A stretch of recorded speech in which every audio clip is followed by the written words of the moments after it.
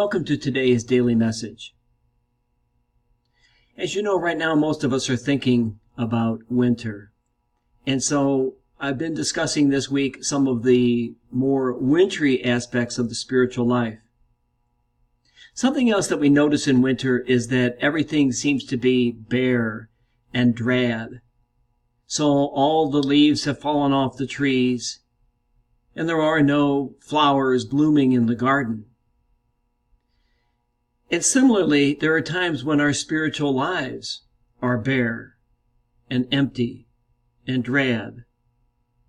And this can happen when we experience the feeling that others are not living up to our either stated or unstated expectations of them. We have certain demands, whether we tell the others about them or not, and others disappoint me. And so I feel angry, and I feel upset, and I feel empty and barren inside. I cite once again Paul Coutinho in his book, How Big Is Your God? When he discusses some of the errors of the spiritual life. He says this. He says, it is a flaw when others must be fair and kind to me. Otherwise, they are useless and good for nothing, and I feel angry. We have the opportunity to replace those feelings of bareness and emptiness, of anger, with the warmth of understanding.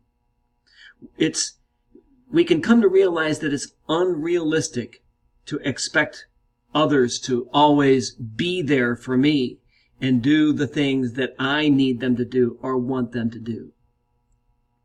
But we can overcome that bareness by doing our best to be there for others, to experience the joy and fulfillment of caring for the needs of others, no matter whether they reciprocate or not. And so that's one way for us to move from the bareness of feeling of winter to the fullness and the happiness that can come in the spiritual life. Thank you again for watching, and have a good day.